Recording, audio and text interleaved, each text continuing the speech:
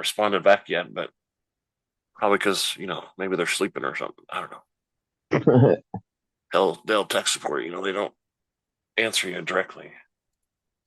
But anyway, You all just right. tell them, So ask them if it's plugged in. yeah, did you turn it off and on and off again? All right, I'm gonna start us. We'll just get going. Welcome to the Rebel Alliance Briefing Room podcast. We are here to podcast about anything and everything Star Wars with you. Please visit our website where you can play current and past episodes. That's https://RABR KyleJohansson.us. That's RABR dot KAILEJOHANSEN dot US. On the left-hand side is a navigation menu. You can use this to learn how to load the Rebel Alliance Briefing Room podcast on your Android or Apple phone and tablet. And we have direct links to our podcast on Apple and Google Podcasts. Please participate in connecting to our social media, answering questions of the week, or submitting feedback directly from the site. Again, all of these are available at the Rebel Alliance Briefing Room website at RABR.KAILEJOHANSEN.US. Yeah. Now, it's time to talk Star Wars. I am Kyle John Johansson, and this is Andrew Scott Sutton. Say hello. Say hello. Hello. Look at you. He does exist. He's real. He's not hiding from us somewhere in the basement. Scott's here. Yay. Somebody has a smile on their face and they're not just going to sit there and read shit. What? Whatever. All right. So, let's see where we at. So today we're talking about Star Wars Andor Episode 9. Nobody's listening. Nobody's listening is what he said, right? Yeah. And then we're gonna do some. We're gonna talk a little bit about. Please send us feedback, and then we're gonna go through the episode, and come up with a question of the week, and then kind of give our opinions and stuff on it too. So, this is a kind of a lot going on in this episode. Of course, I'm used to doing the Tales of the Jedi ones, which were really short. There's a couple of those episodes that I did that are only the recording I did is only 11 minutes long, which is short. Wow.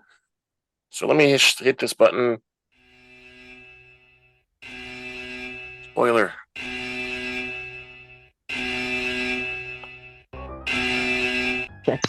Spoiler alert. Danger. You're about to be spoiled. Yeah, because everything in this podcast is a spoiler. Because we're not gonna beat around the bush, right, Scott? We're gonna tell you the whole thing, so you might as well skip to the end. So do that. All right. We like naked kitties. Whoa, naked. I don't know. All right. So the episode starts out with the Lieutenant Deidre Meero interrogating Bix. Bix was looking pretty hot in this episode. Mm-hmm. Leather pants. Yeah, she was telling Deidre is telling Bix that she doesn't like to waste time. Yeah. She doesn't agree with her colleagues and practices.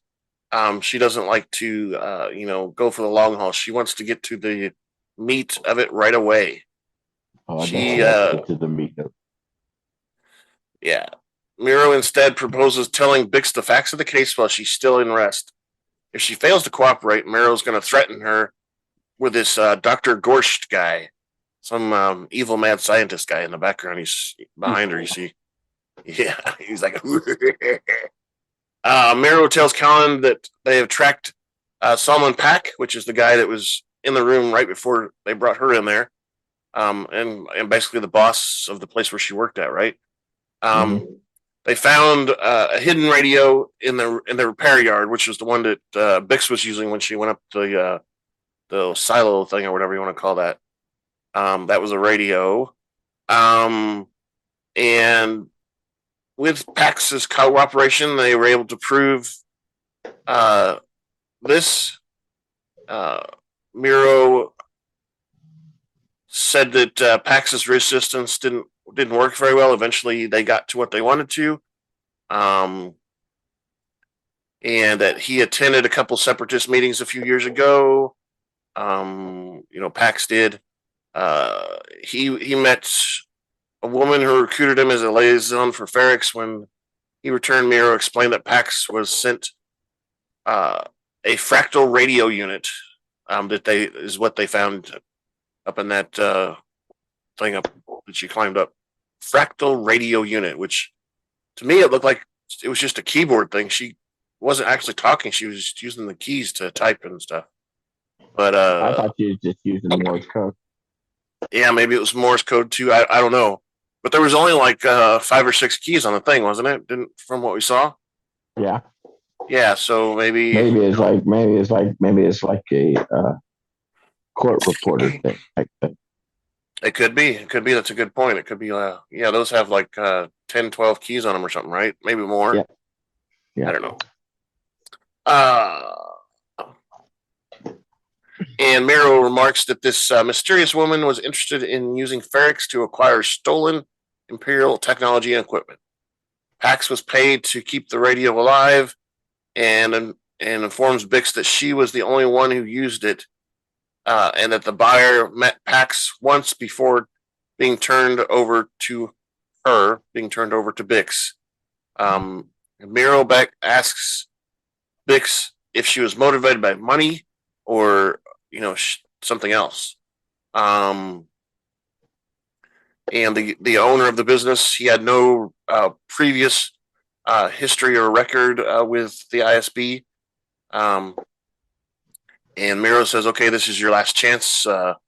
We got all this information out of your boss, and we're gonna get even more out of you. So you better cooperate now, or we're gonna, commence to, the doctor behind my shoulder there." Bisk asks Meeros if she is ISB, describing her as the worst of the worst. Meeros says that she wants to know everything that Bix knows, and about the buyer as well as Cassian. And then she asks about the relationship, and Bix insists that her and Cassian don't have a relationship. What relationship? And Andor has no connection with the buyer either, because that was the first time they met. Basically, what she's saying. Meeros says she's also seeking information on every piece of Imperial equipment that was stolen, and that Bix should pass along the origins, the customers, and the destinations. And Bix claims she doesn't know who the buyer actually is.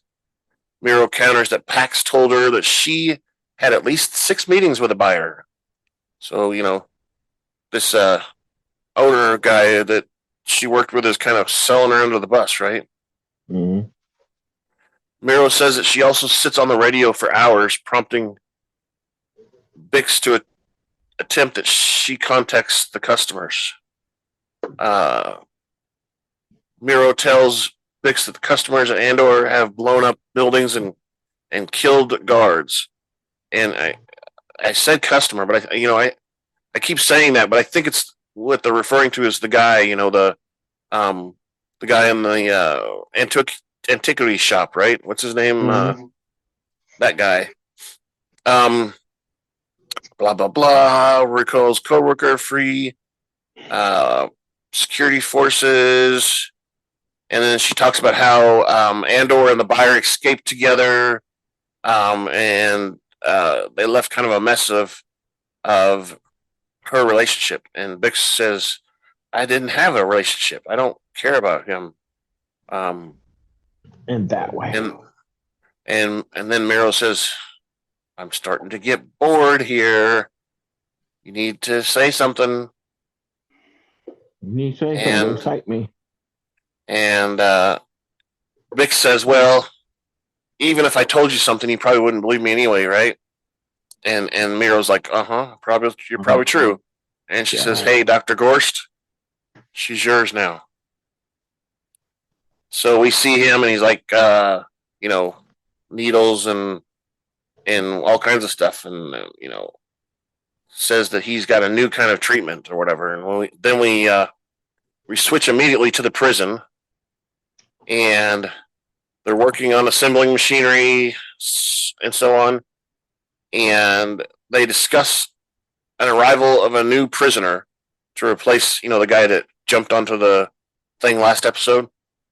Remember, he jumped out of his bed and onto the floor.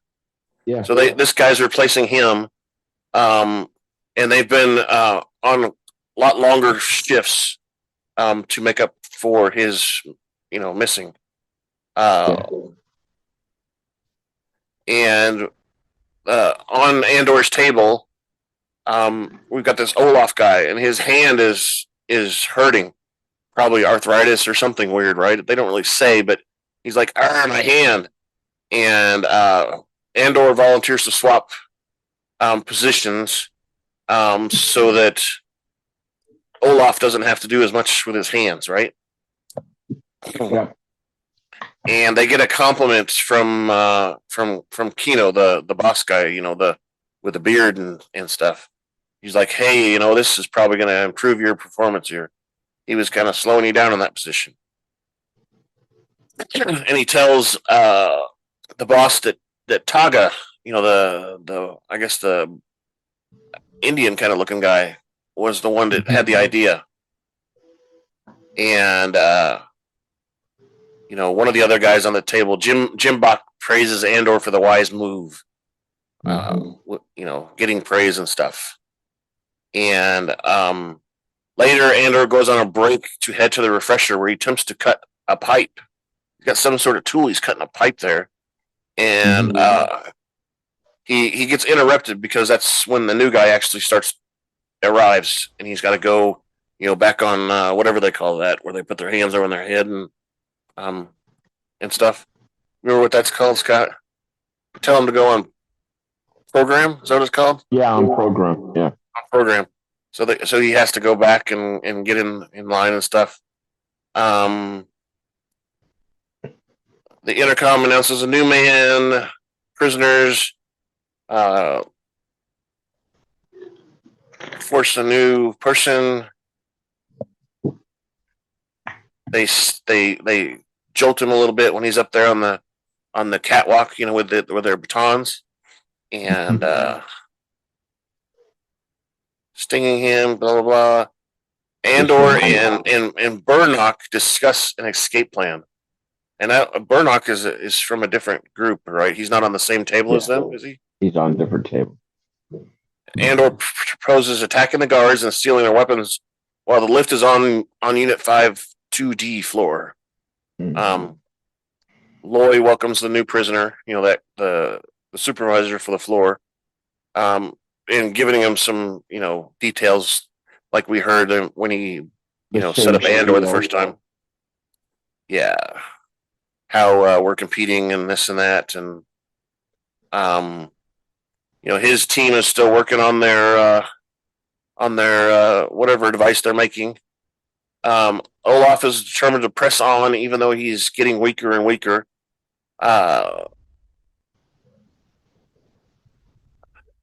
They start to take longer because Ulaf and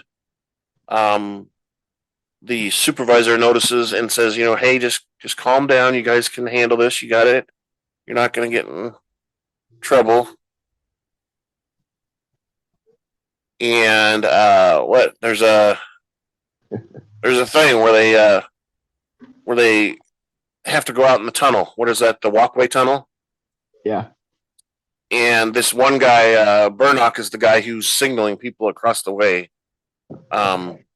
And something about a prisoner on level 2. And the supervisor quiets him down and says, hey, shut up, you're going to get us in trouble. And he explains that the prison guards cut the power after someone did not load in properly. Because, we saw the lights in the tunnel flash, right? They shut off and come back on.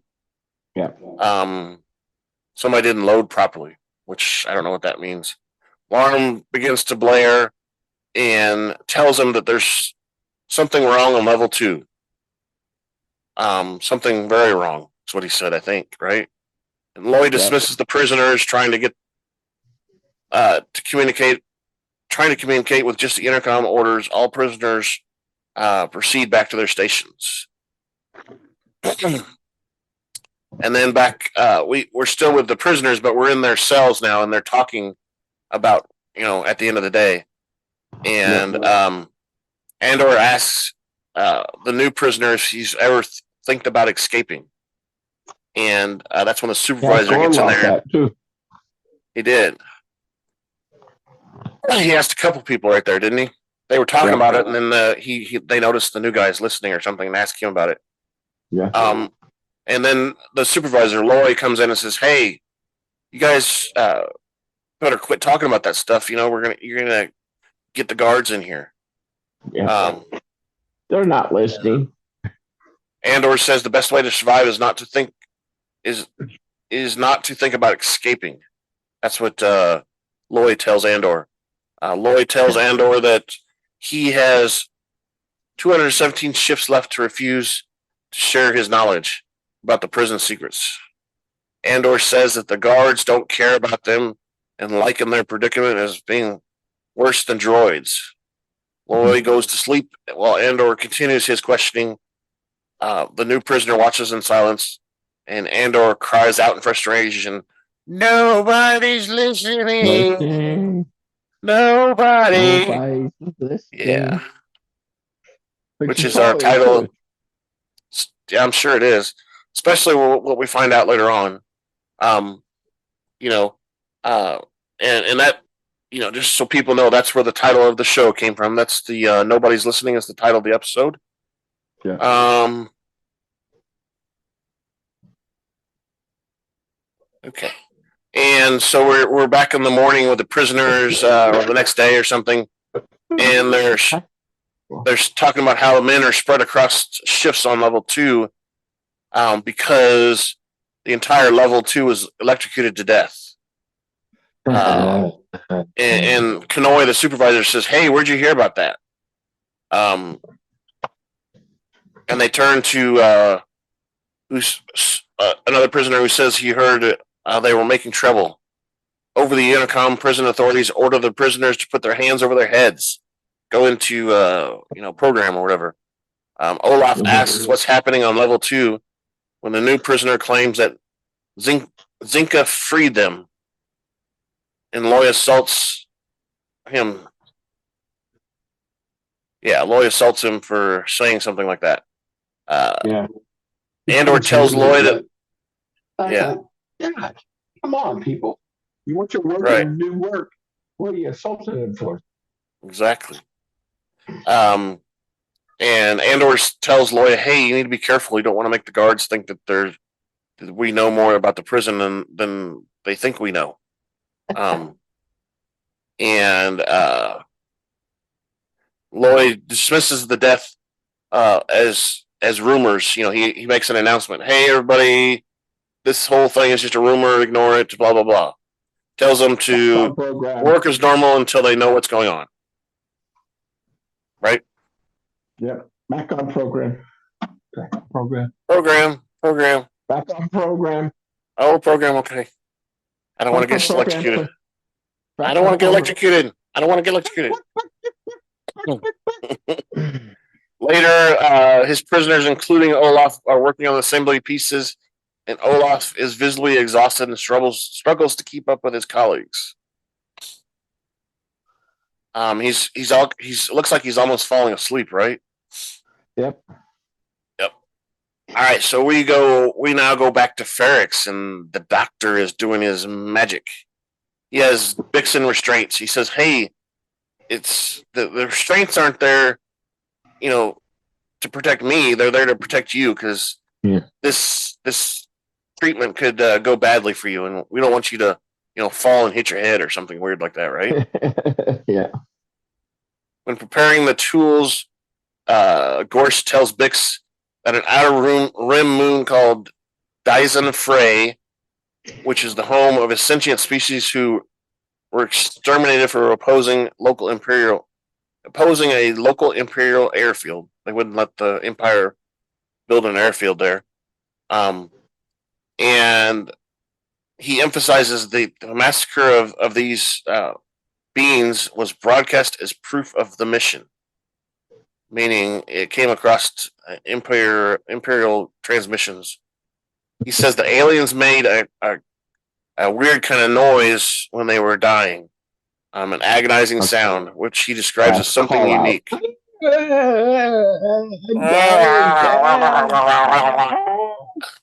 Something weird like that. Little kid.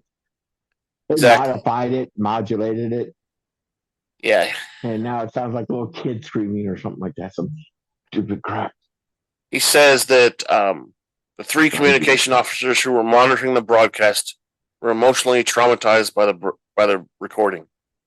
And he keeps on explaining, like you said, he's modified the recordings to make it sound more like children are dying instead of maybe adults and stuff. And they tweaked it even more, right? They enhanced it even more. He places a headset on her head, and she's like struggling, no, and he just puts it on there and makes sure it's firmly planted. And he tells her that he can make a sonic torture end when she's willing to cooperate. And that's when we see Meeros tell Bix to cooperate, since repeated listenings has caused the most damage to people in the past. And like I said, he forces her to wear it, remains strong, but finds herself screaming in torment. She's like, ah! She can't stand it, right? Following the session with torture on the headset, Meeros asks Bix, my doggy, when Bix last spoke to Andor, and Meeros touches her face. And if you look at Meeros, she's gritting her teeth and everything. She's like, arr, arr, arr. She's got that weird mean person look, right? She touches her face and stuff when she's interrogating her. We don't hear anything, but we know that probably something's being said after we walk away. Meeros then tells Captain Tigo to keep Bix alive until she is the only one who can identify, because she's the only one who can identify Axis, which is, the guy in the antique shop. They agree to hang Salmon Pax as a reminder to the locals of Imperial authority, and they take Bix out of the chair and throw her in a mattress that's on the floor there, right? On the bed. Yeah. Ooh, and this is where we change, so it's not as sad and stuff. Because those first 2 sections were pretty rough. We switch now to Coruscant. At the Imperial Senate, Senator Mothma is talking about exposing the Empire for their new public safety legislation. And you can hear people in the background shouting, "Hey, shut up, we like the Empire." She starts to describe public order resentencing directive as governmental overreach and a march of authoritarianism, whatever that word is. What? Authoritative, whatever that authority thing is. Authoritative? Yeah, something. She keeps getting insults and stuff from the crowd, and she reminds her senators their duty is to the people, and they preserve the independence of the Senate. They weren't listening. You can hear some of them like turn off the lights in their little pod thing or whatever, and basically leave. I don't know what's going on there. They're all ignoring her, right? That means they don't care. Yep, they don't care.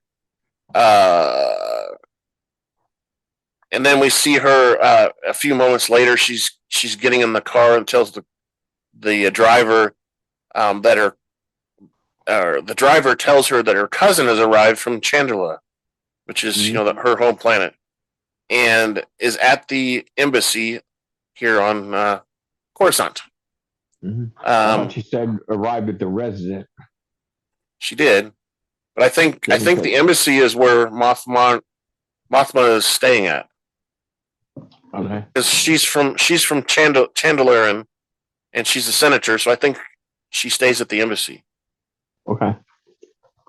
I know it's confusing, but that's what it is. She is the representative for the Chandalorian people, and I guess she stays at the embassy. Anyway, he does say residence, but it's at the embassy. Mothma and her daughter Lita meet cousin Vel. Cousin Vel, the daughter. Yeah, bitch. Yeah, she's a little bitch. She's a little spoiled brat. She said something about how her. She said something about how her dad lets her do whatever she wants. Yeah. Okay. And we find out that the cousin is Vel. You know, from the attack at the Aldani depot, right? Mm-hmm. And that Val has brought Lita a dress. And her mother says, "No, you can't have it. It's too much." And she says, "What was your dad saying?" She says, "My dad will let me do whatever I want." So she goes and tries on the dress anyway, and they're both. She comes out and they're both, "Wow, it looks pretty good on you." Yeah. And then Lita walks off, and they talk about rebellion. Val and Mothma talk about her work on rebellion. They don't call it out directly, but they use like language to kind of hint about it. And Mothma asks if Val were at home, if she was going to return home to relatives, or she's going to be continuing about. And Val says that she's got more work. She tells Mothma there's nothing happening, but she's devoted to the rebel cause.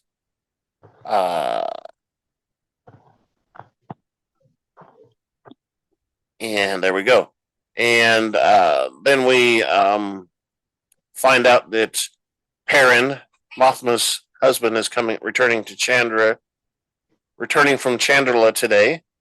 And Val claims that she's heading back for the pilgrimage, which I don't know what that is. That's some sort of festival thing.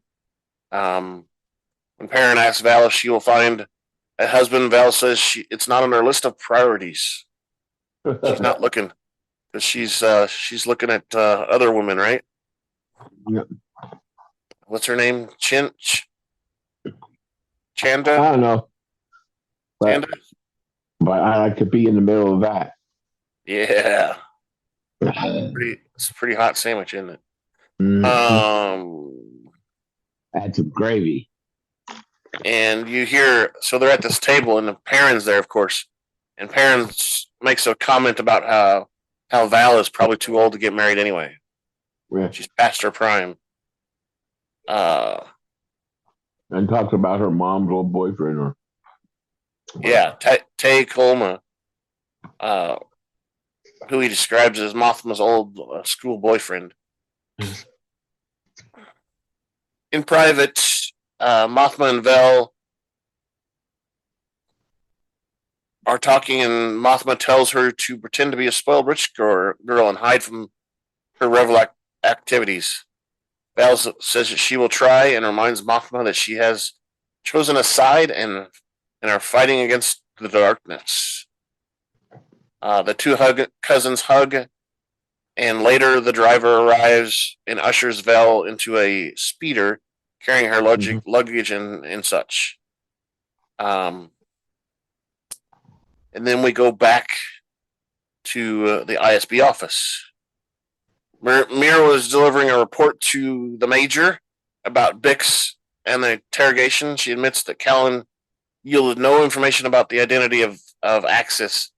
And Meeros states that Axis runs a pretty large operation that is not dependent on any one network or supplier. Callan provided them with a list of every piece of gear that came through, and she believes that they'll be able to match the units and find the safe house they operated on in Mayapela. When Supervisor Lonnie remarks that Andor is involved, Meero emphasizes that that's what she wanted to highlight, and Pendergrass describes Andor as a local thief and a murderer, and Meeros tells the other ISB officers that Andor returned to Ferrix 3 nights after the events on Aldhani with money in his pocket. Why would he have money? When Captain asks if the money was delivered from the theft of the Starpath unit, the other ISB supervisor says, no, he left that behind. Where did he get the money? And Pendergrass is skeptical of the theory that Andor was part of the Aldhani heist.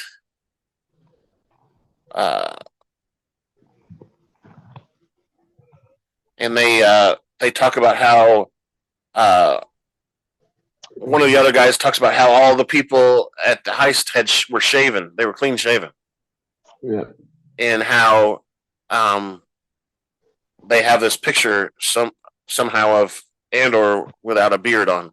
And this has got to be one of those guys. He's right there in the video footage.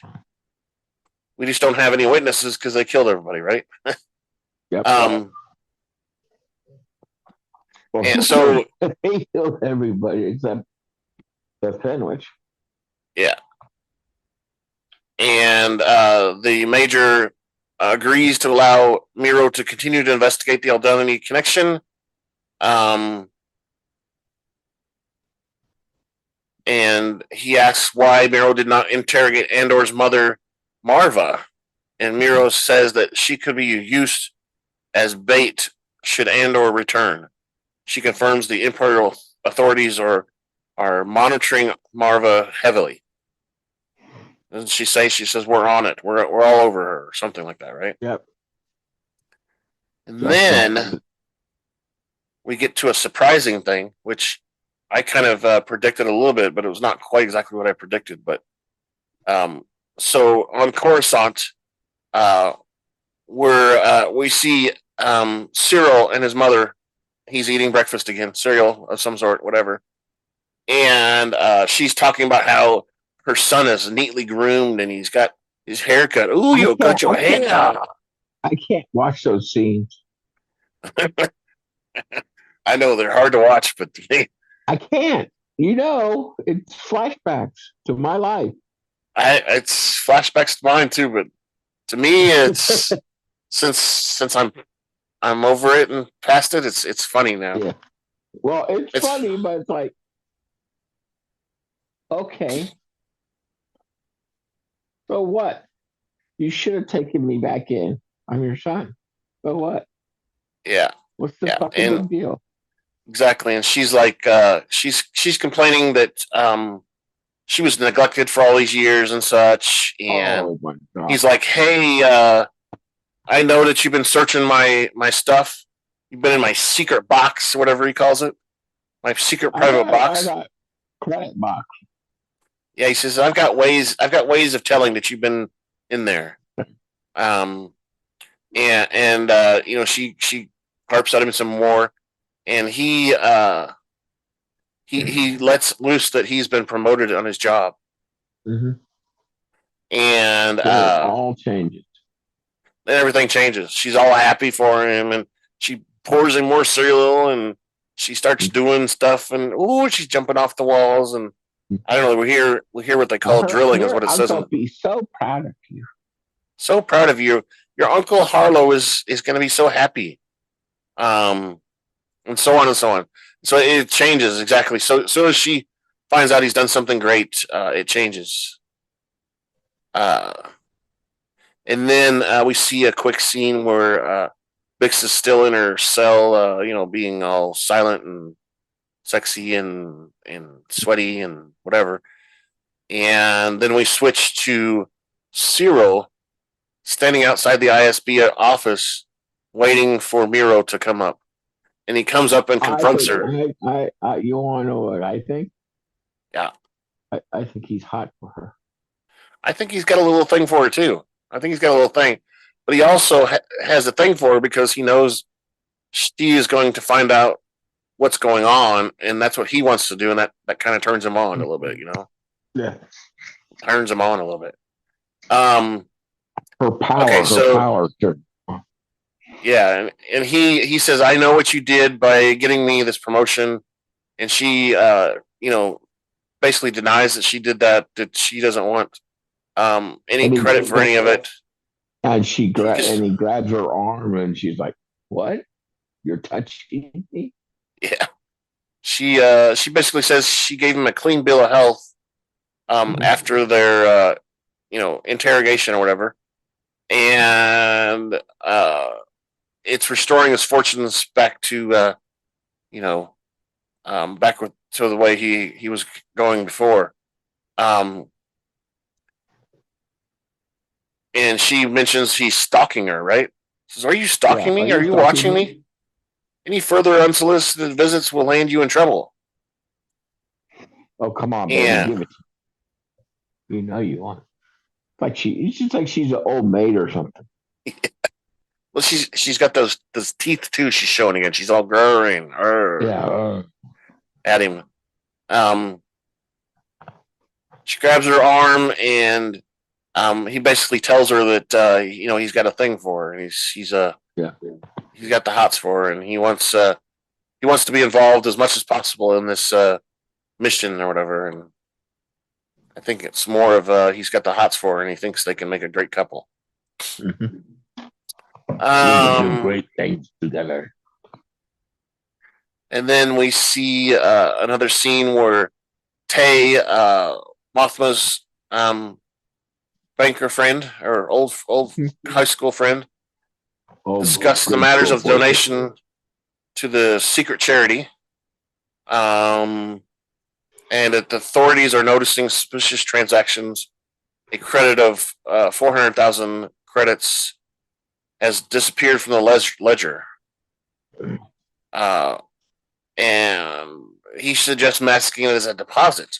And Coleman asks Mothma if she is in trouble, and he reassures her that she's not in trouble unless they scan the accounts, and warns that the time is limited, that they will scan. Mothma asks for a loan, and Koma advises Mothma seek a Chanderlin banker named Davos Skolden. And this guy apparently is, not necessarily he's a gangster. He's not a good citizen, right? He's a gangster. No. And that's when Mothma points out he's a wealthy criminal. And Colma says, well, they have little choice because of the tax laws. This may be their only method that they can do that. Mm-hmm. And hey, Dougie.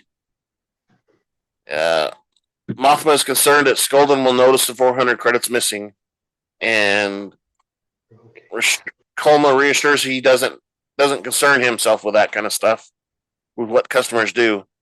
And they need to meet. Mothma is reluctant to meet the criminal, and Colma offers to keep looking for other sources.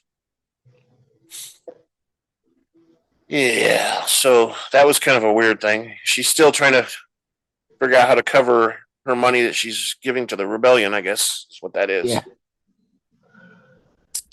And then we hear Attendant Herit informs Meeros that an Imperial authorities have captured a rebel pilot who has stolen an Imperial masking unit. The prisoner has been detained on a Star Destroyer above Steegard, and Meeros tells Herit to dispatch Gorst to interrogate the prisoner. Herit says that he has already sent Gorst on the way, and Meeros tells him that she will conduct the interrogation remotely. And then Meeros and Herit brief the Major Pertagras about the captured rebel pilot. The prisoner claimed that he did not contact anyone during his escape attempt. Adds the masking unit device stolen from the Imperial Naval Yard and on Lostash the previous year. Supervisors Lund and Larrigate enter the room, and they are informed about the capture. And Prendergast believes that Krieger is unaware of the pilot's capture, and the prisoner is telling them that Krieger plans to raid the power station on Spalehouse. Which I don't know who this. I mean, one of Andor's aliases is Krieg, but not Krieger. And this June guy learns that the pilot was heading to Catherine. He warns Krieger's group to realize he's missing, blah, blah, blah, destroy his ship and make it look like an accident, right? They want to basically maroon the ship. Traffic or something. Yeah, put it in traffic so it gets discovered, but they want to kill him so someone else discovers him so it doesn't point back to the ISB, right?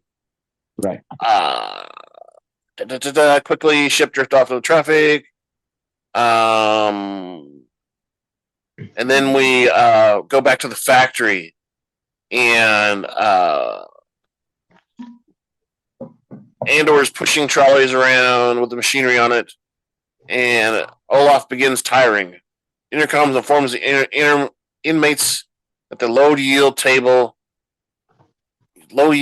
in position. Get into your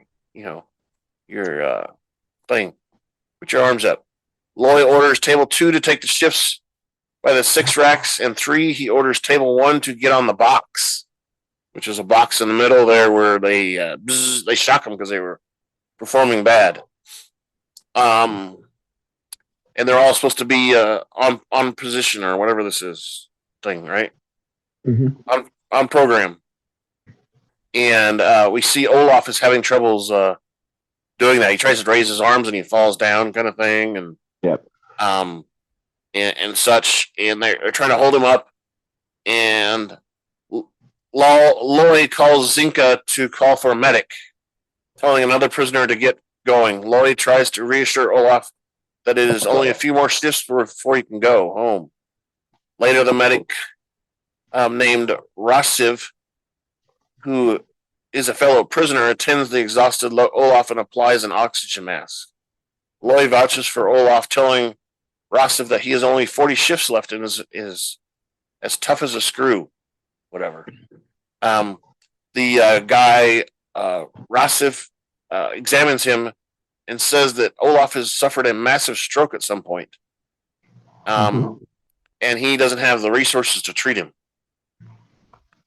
And then Rasiv calls the guard for a bag and a trolley. And Rasiv instructs Loy and Andor to hold his shoulders and legs while he administers a drug that will basically kill Ulaf, because he's not going to make it much longer anyway, right? Rasiv is evasive about the events on level 2, telling Loy to keep his men in line. And while they're standing there, and Ulaf passes away, he does a little breath thing, and then turns his head sideways and passes away. And Loy this time asks about the events on level 2, and Rasiv reminds him the guard to go everybody, right? That's what he said, right? Yeah, he says after the guard leaves, he says a man who was released on level 4 ended up back on level 2 the following day. The word got out, and they killed them all on level 2. Mm-hmm.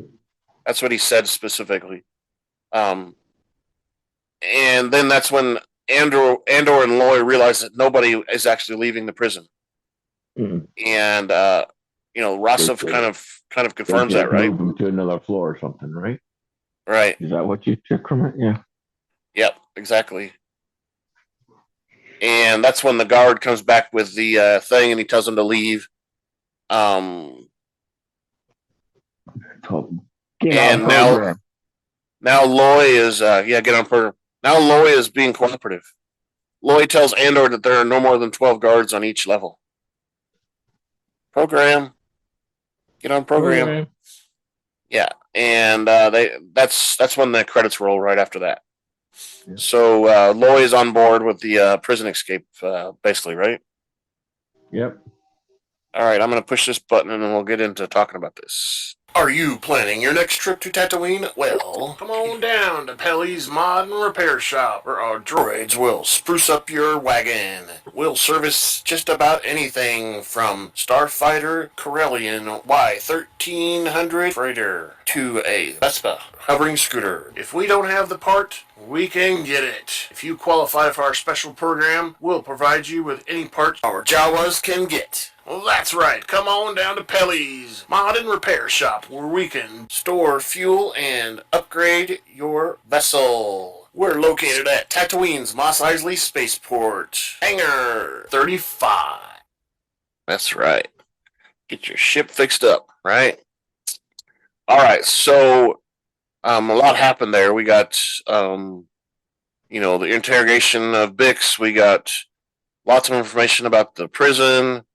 And there was a little bit about Mothma and her trying to cover her tracks for financing the rebellion stuff. So, anything else you need to say about that, Scott? You got any ideas or questions or thoughts, predictions? Yes, I mean, how many are in this show? 16? How many episodes? I think it's 12. I don't know. Let's find out for sure. I don't know. So that was episode 9, right? Yeah. Maybe it is 16. I don't know. I thought it was 12. Let's see. Disney. Andor. There we go. So.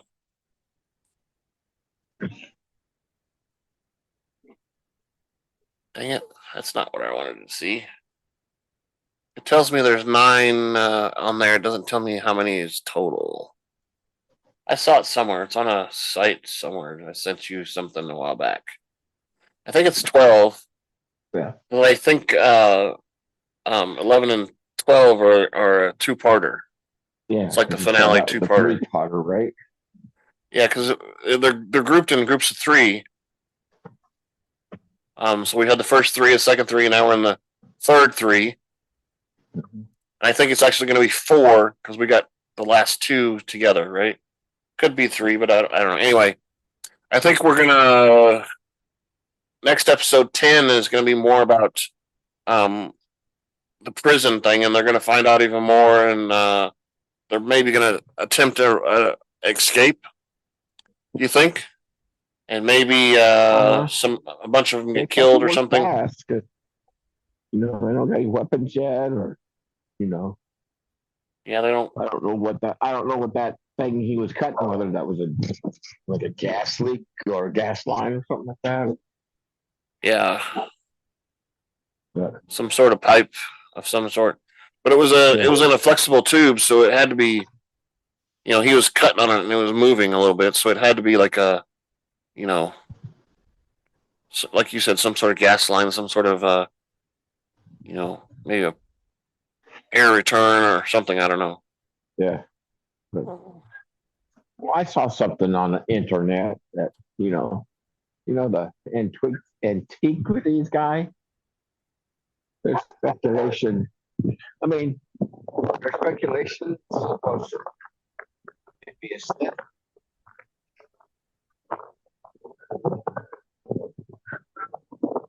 Yep. So that's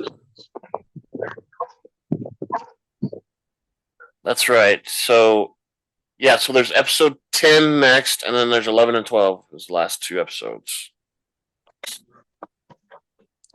So Antigua. Did you hear me?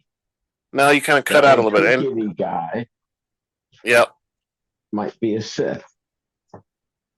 Really? I don't know about that. Yeah. I mean, it could be because the Sith were trying to create dissent because they wanted all the stuff to happen so Order 66 would come about. I mean, you have to think everything that Palpatine planned had to do with getting Order 66 to come about. Even the clone troopers and everything. All of it was So the idea that people would stop trusting the Jedi. Yeah. So he could be a Sith Lord that's trying to do that, or some Sith actor of some sort. I mean, The it's antique guy. Luthen Real is his name. Luthen. Yeah. Yeah. So, all right. He could be, and that's kind of what we find out. What Dooku is doing when we see Tales of the Jedi too. Dooku is trying to create dissent too. What do you think our question of the week should be, Scott? Will they make an attempt on episode 10, attempt to escape? Yeah. Or will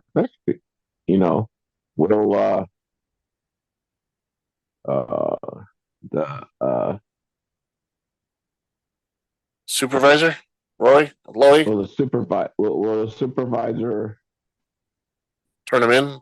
Bring him in on the inside and give him a job on the inside, or give him his security job back, but at a higher rank, so he can be closer to the action. You talking about in the prison?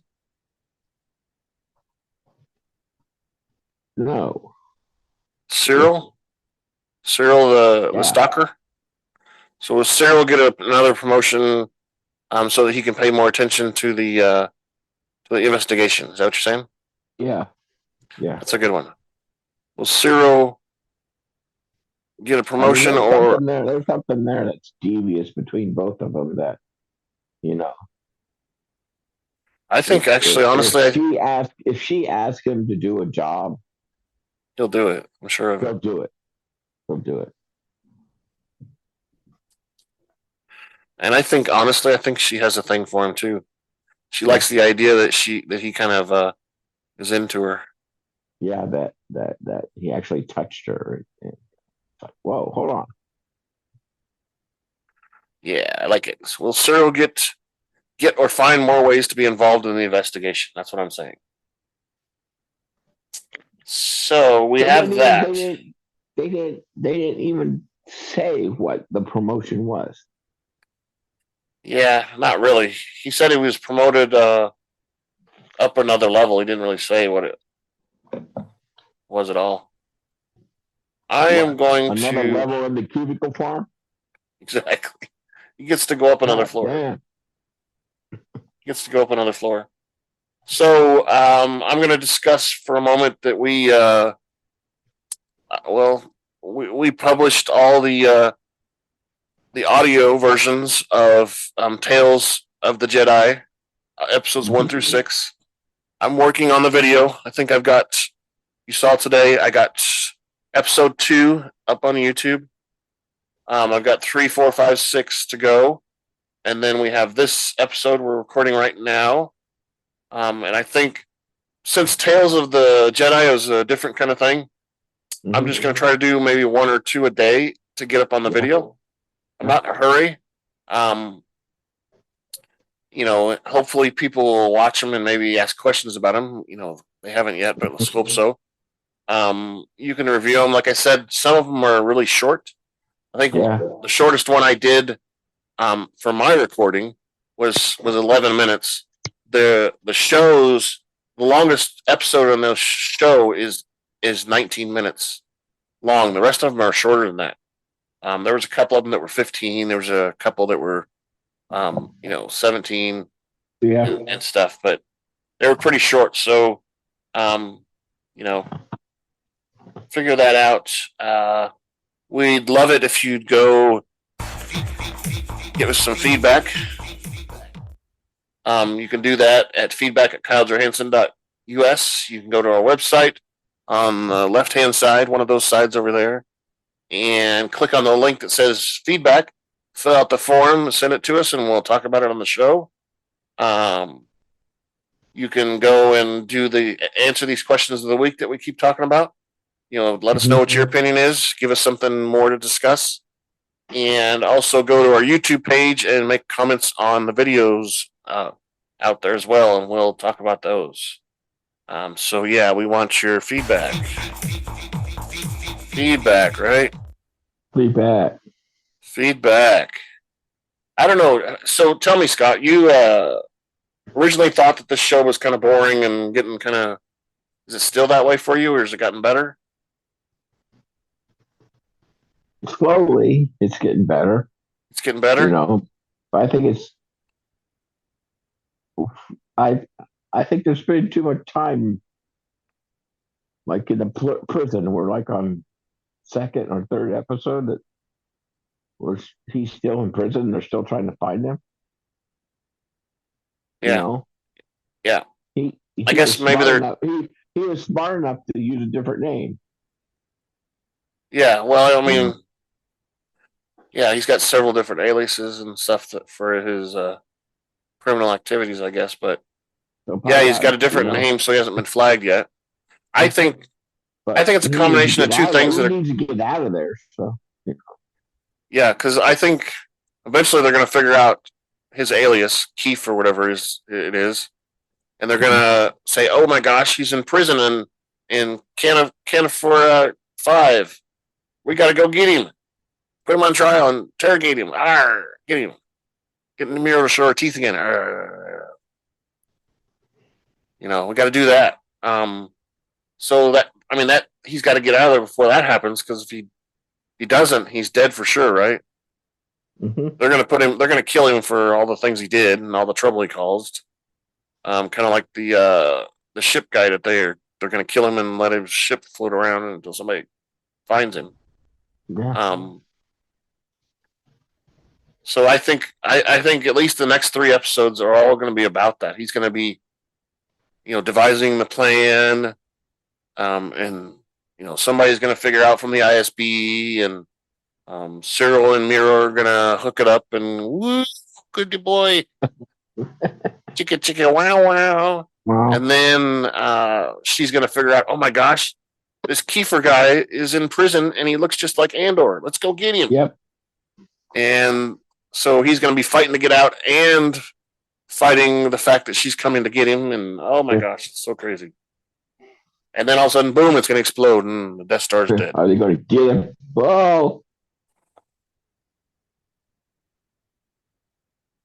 Yeah. Amen. So what do you think they're making? I don't know. Really. I mean, that was one of the questions I asked for the question of the week last week or something like that. I think it's I don't know. They say on the internet it's a base for that long range droid. Like that was Luke killed. The black ones with the hanging down tentacles and crap like that. I don't know. I mean, it could be. I mean, they put these tubes in there and screw the tubes in, tighten them in. And we don't know what's in those tubes because they come to them pre-done already. Yeah. But that's an awful lot of probe droids, though. Really, I mean, that's a lot. What do you mean? That they send them all over. They have them watching everybody. I know. I guess you're right, but still, they're making over 100 and some of them per table per day. Mm-hmm. So, and there's 5 tables. 7 tables on each floor. Mm-hmm. So 100 times 7 is 700 and something. Times how many floors? Which we don't know how many floors there are. There you go. Yeah. We don't know how many floors. Yeah. Well, why would every floor be making the same thing? Well, why not? Why wouldn't they? The other parts, maybe the parts that floor 2 has go to floor 3, and they put something else on it. Could be just like Ford, huh? out there. God, Bendix. Not everybody's in the circle of knowing what their part's going to be put on. It's true. I can't say what the place is, but Honeywell. Honeywell. Yeah, that's the new place in Grandview. They call it the nuclear something headquarters, nuclear security headquarters. That's what they call it now. Friends that work there. Yeah, I got a couple too. My old boss works there. Yeah.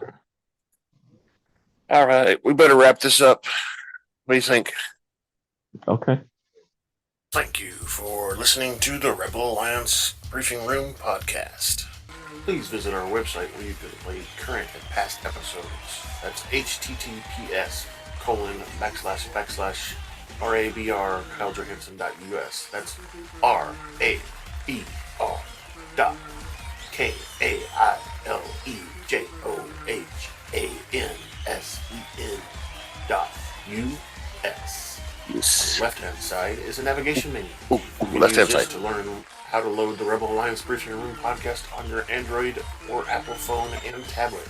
And we have links to our podcast on Apple and Google Podcasts. Please participate by connecting to our social media, answering questions of the week, or submitting feedback directly from the site.